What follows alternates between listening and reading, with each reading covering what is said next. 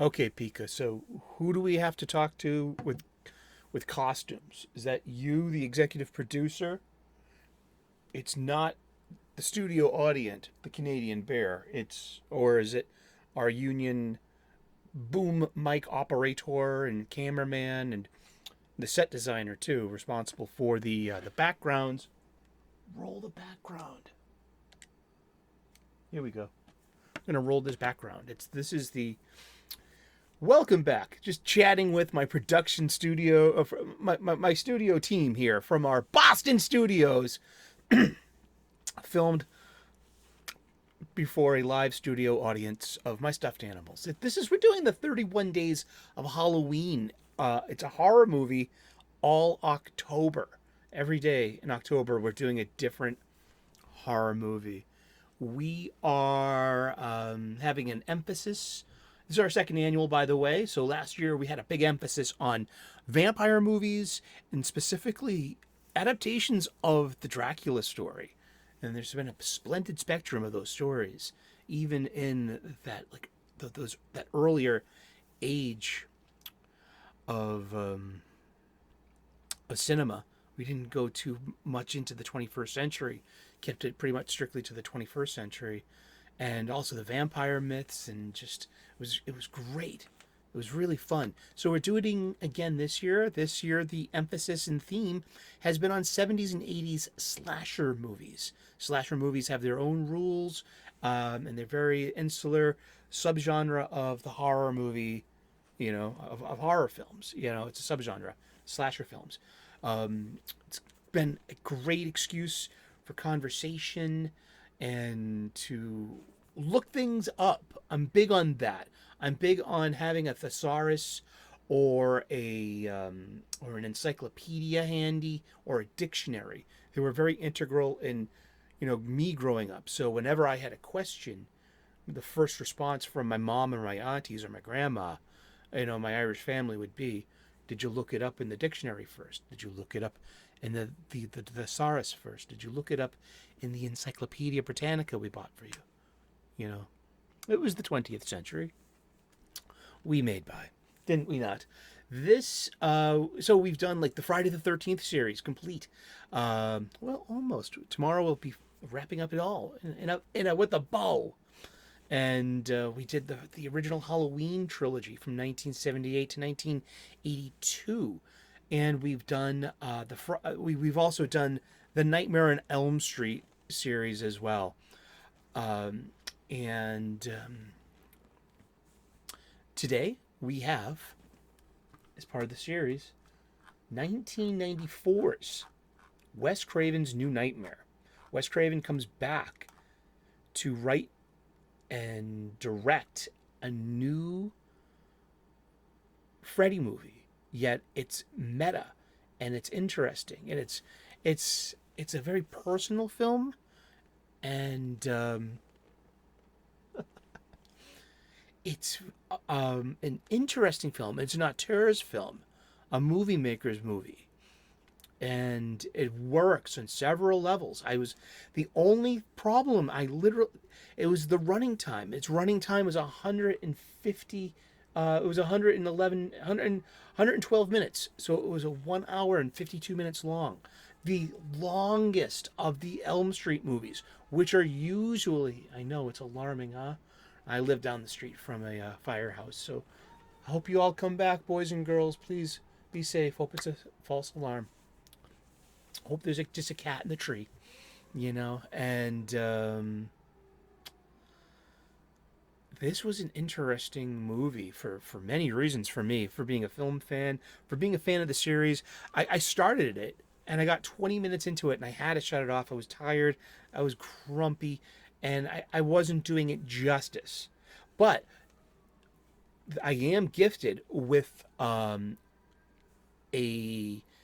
director's commentary track by Wes Craven himself, which made this movie very fulfilling to hear it from the writer director's point of view. He's also he's just the creator of all this, and then became one of the fixtures of 80s horror movies.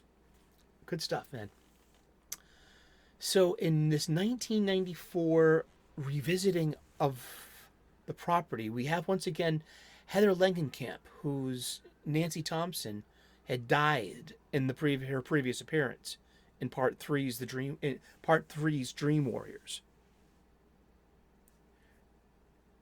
Heather Langenkamp is playing a fictionalized version of herself. Her character is Heather Langenkamp, the actress of the Friday the 13th movies.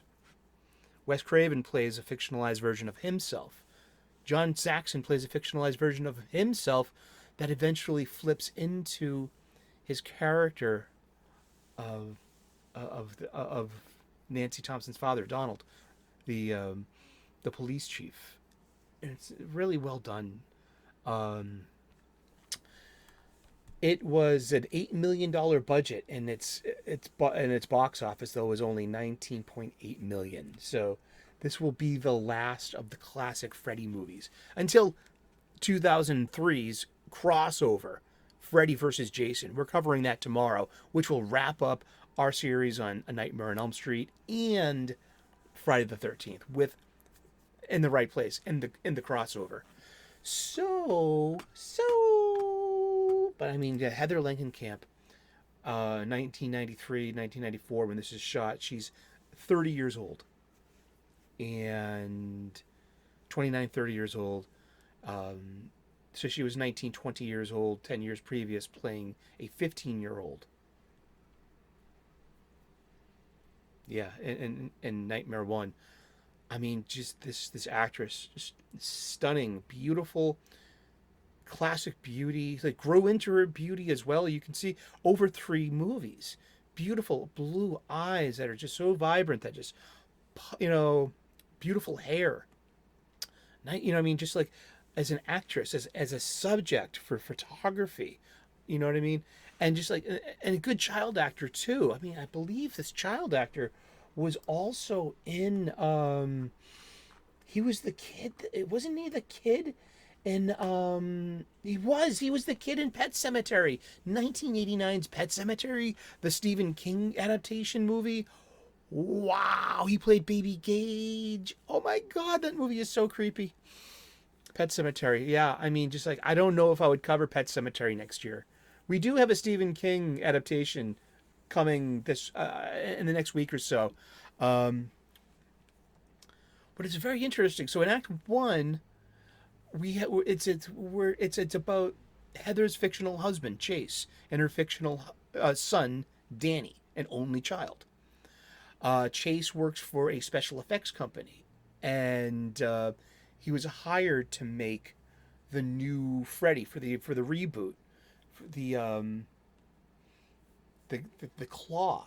So in Act 1, it's very biomechanical. It's very cyborg like. It's very futuristic, and apparently the spirit, the entity, who may or may not be Freddy Krueger, but I mean, there's Freddy is haunting the set and the producers of his own movie. So it's very meta, and it's oddly good. It took me just giving it a better chance. I mean, the pacing is just, it's not traditional. It's not traditional of the other movies, which were quicker, and because this wasn't meant to be like a piece of pop culture, or this wasn't meant to be a fluffy slasher movie. This was meant to be a personal, thoughtful slasher movie from Wes Craven as an auteur, as a filmmaker, as a screenwriter, as coming to this tired old property with new eyes. So in Acts 2 and 3, when we get more and more Freddy reveals, and it's just the makeup on Freddy was just so great. So we got Robert Englund playing a fictionalized version of Robert Englund, and also doubling as Freddy Krueger. So by the time we get to Act 3, Freddy's knife glove, the iconic weapon of we have the hat, We have the red and green striped sweater, the burns, but also his modus, um, you know, his weapon, his his and it has features of bone and musculature, and so it's balanced because it's not the Act One glove. That was just interpretation. But in the more entity in the dream, the demon of nightmares, it was oh,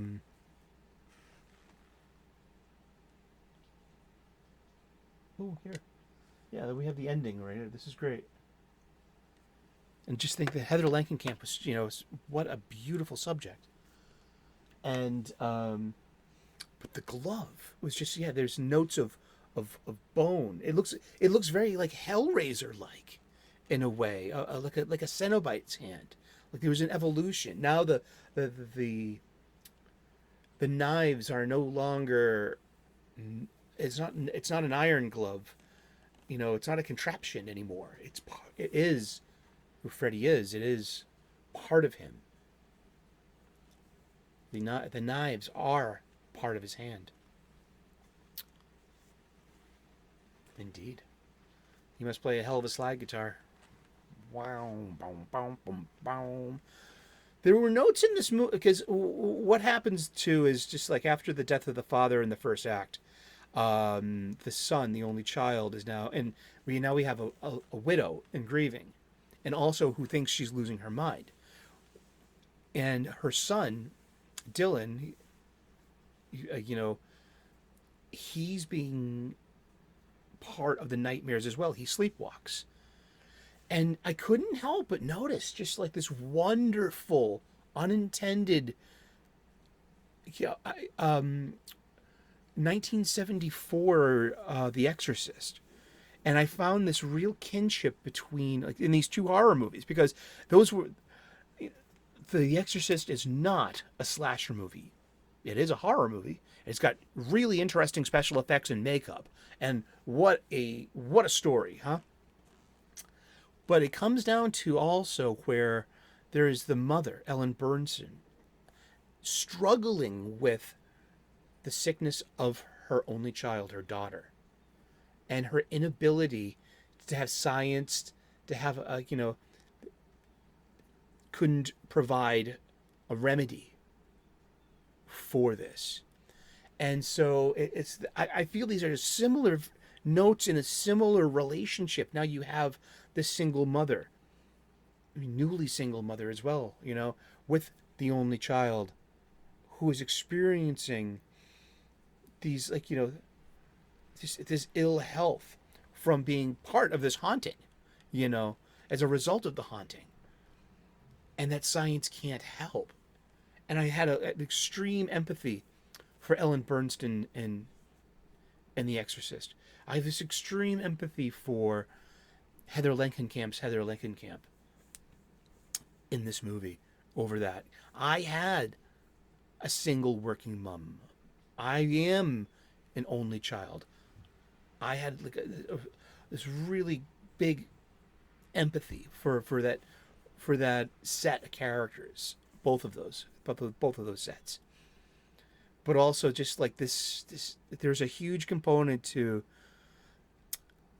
1974's The Exorcist, where it's Act One is about it's before we even meet the priests. It's just watch Ellen Bernstein as a subject, as an actress doing her job, plying her trade. This tour de force, whirlwind of emotion and portrayal of the frustration of a woman at her wit's end, the love of her life. She can't help, and she also is impacted directly by the condition of her child and the condition of her life and the stress that is a stress multiplier.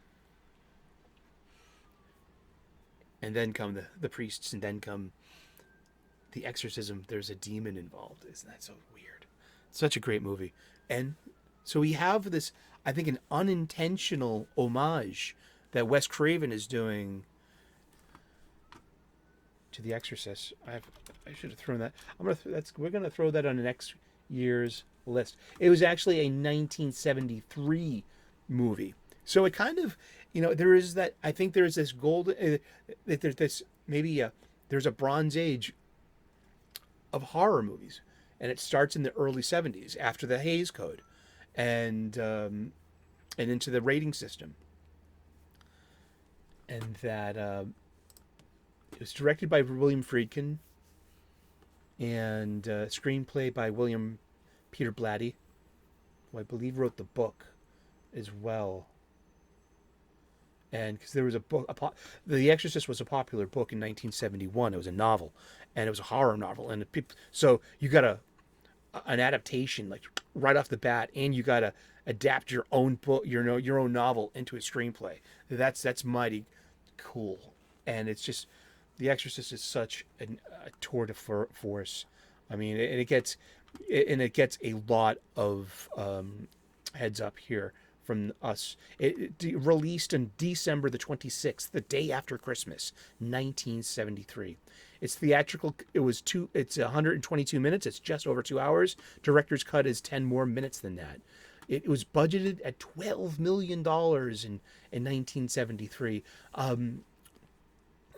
Audrey Hepburn passed on the role because she would have done it if they would have set it in Rome, but that would have made production costs skyrocket from shooting in Rome. But it was a good gamble because $12 million budget was a $441.3 million box office.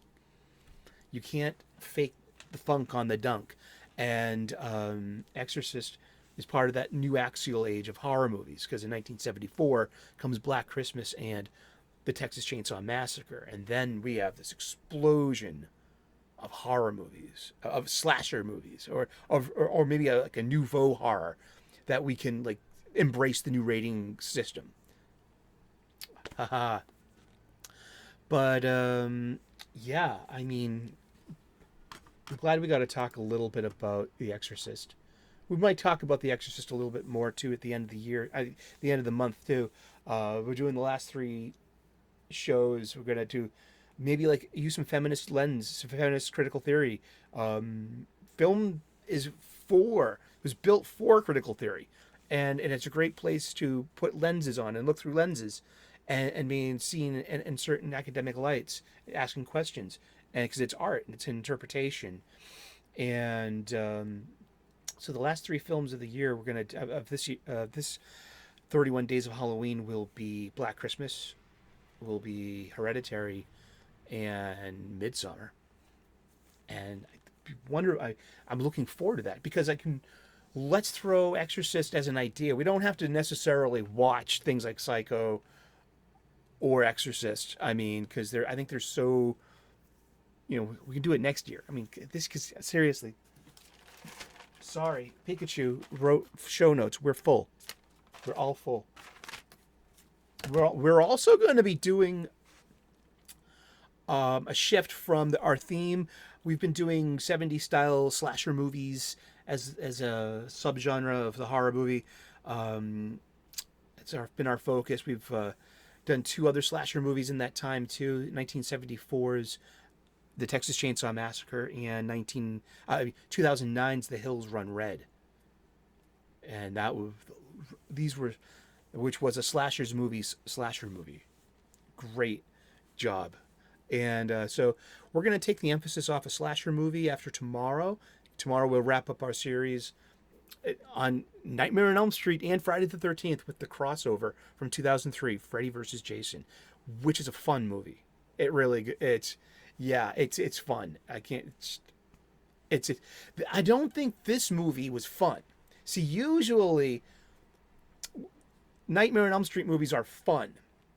There's no fun in this, but it's about atmosphere, it's about tone, and it's about stress and tension. And it's about a mother needing to get her child safely out of the situation. A lot like The Exorcist. So I'm just seeing like there's a lot to love about this movie. And the Wes Craven director's commentary track is made for fans like me that want to embrace that and hear those words and hear those anecdotes. and just pointing out stuff too. And thank you for tuning in to the show. So yeah, we're going into doing a little bit of body horror this week. Starting off on Monday, we're doing a double feature of 1951's Howard Hawks' The Thing from Another World and 1982's John Carpenter's remake, The Thing, with Kurt Russell. So we're going to be starting a bit on body horror. And I wanted to do a little, just like a mini series within the mini series on John Carpenter, because we already did his 1978 Halloween, but now we're going to get his 1982 The Thing. And we also got 1985's Christine, the Stephen King adaptation. There needs to be one every year. I mean, and I love Stephen King movies. I really, well, usually do. I mean, geez. I mean, Under the Dome, I'm looking at you. No, I don't think so. I've read that book 3 times. That was some really good stuff. But yeah, so we're gonna start because it's about special effects, body horror. It's not really, and there are layers to unpack in The Thing.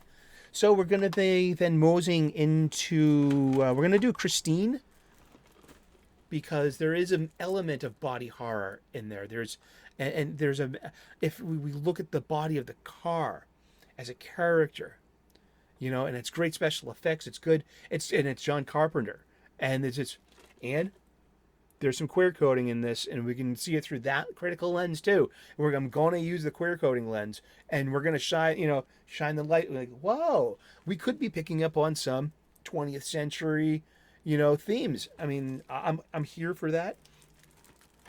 We had The Reanimator. We've got From Beyond and Event Horizon. That's what we're looking forward to this week as we dip out of our series and take a break from our series on slasher movies. Yeah, because slasher movies, they have rules. We have Final Girl. We have morality in play with Final Girl. We have faceless, maskless killer, usually killing young people. And let's see, and yeah, slashing. Yeah. And they're usually just, but this movie itself, this is Wes Craven's New Nightmare. And there's only like one big, what's the best death scene in this? It's got to be Julie, the babysitter, who has this really big death scene that really calls back to, as homage to Tina's in part 1. I mean, it's all over the place. I think they're using a rotating room as well. Oh, they do. Okay, I'm reading that in the wiki right there. The rotating room being used again to simulate Freddy dragging her across the ceiling. That was just, and so, and once again, Tracy Mittendorf played Julie. What a beautiful actress. A great subject for a photographer to be taking pictures of, for her to be doing her job too as an actress to, it was not a small role at all, but she was just like, but yeah, she was just one of the, and just one of the, well, we have to populate these movies with characters. They're gonna, they're not all gonna make it. That's, and the movie ends as we realize it's the script, and it's only a story, and perhaps depower the big boogeyman by realizing that it's just a dream. We need to wake up from this, and we need to wake up and go forward and be healthy. That's what I got from it, I guess. I know, but it's like you have this, it's like an Ertzatz remake of The Exorcist in a way, and just I really appreciate that, and I love being a horror fan, and I love being a fan of cinema and movies and film that you can see that and interpret that. I didn't read that anywhere. I just picked up on that on my own, and um, yeah, Craven had a good line that he intended to ask Johnny Depp um, to come in and do a cameo, but Johnny was just like meteoric rise and just at the time, and like years after that, Depp heard about it. It was like, oh man, Wes, I would have been happy if you asked me. I would have came, So there's that. That would have been cool, and yeah, it there's apparently two films we won't cover. Are the 2010 documentary "Never Sleep Again: The Elm Street Legacy," probably that chronicles the entire franchise, except for the other film we're not covering is the Nightmare on Elm Street 2010 uh, remake, and that's got Jackie Earl Haley as Freddy Krueger, and it's a bit more like a serious attempt at Freddy. It didn't get well. It had a $35 million budget and it got 117.7 million back in 2010. And that was box office.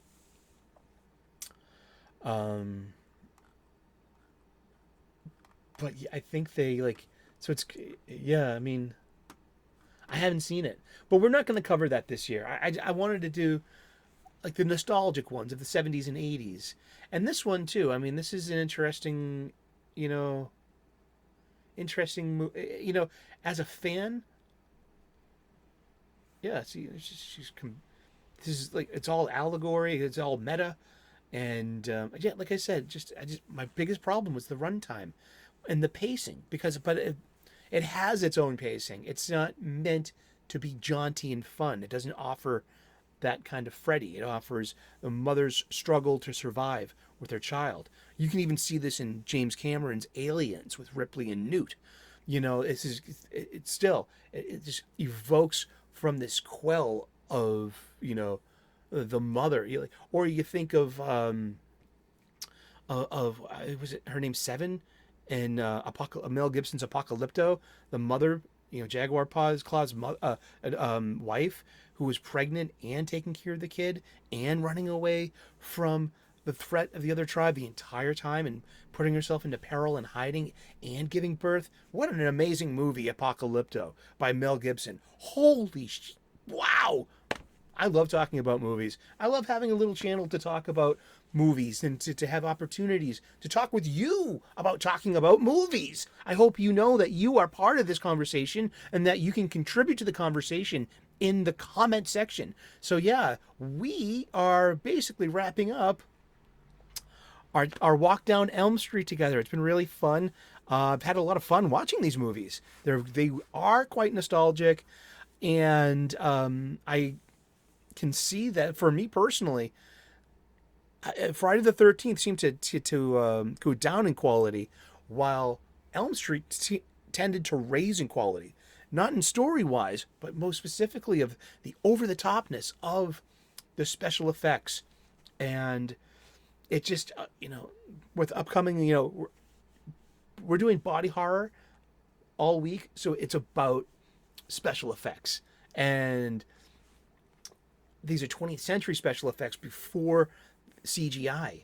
So these are just,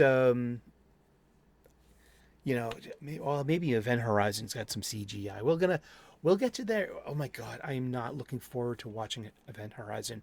It's a movie that truly scares me. It really does. I mean, its visuals are kind of too much, and like the video evidence of hell. It's just like, and I heard there are stories that there is no film print copy of this anymore, and that there is edited scenes that they actually got actual corn stars to film those scenes. And like, yeah. Well, you have a wonderful day. Thank you so much for tuning in. We're doing the 31 days of Halloween here. We are talking about a different horror movie every day through the month of October. We are. And so please like and subscribe. I would love to earn your subscription. Turn on those notifications. We drop these 6 p.m. nightly all October long. We have been discussing the 1994 Wes Craven's New Nightmare.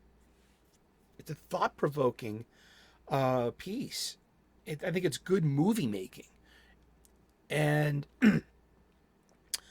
is it a good slasher movie? Sure, but it's an unconventional slasher movie. It's tonally completely different than any other Elm Street movie. And it's done that on purpose because this is a very, I think, personal movie for Wes Craven, who wrote and directed this. And got a reunion of the casts. And just good job. Thank you so much. And thank you for tuning in. And be sure to save us a seat next to you in that dark movie theater. Okay, cut. Oh, yeah.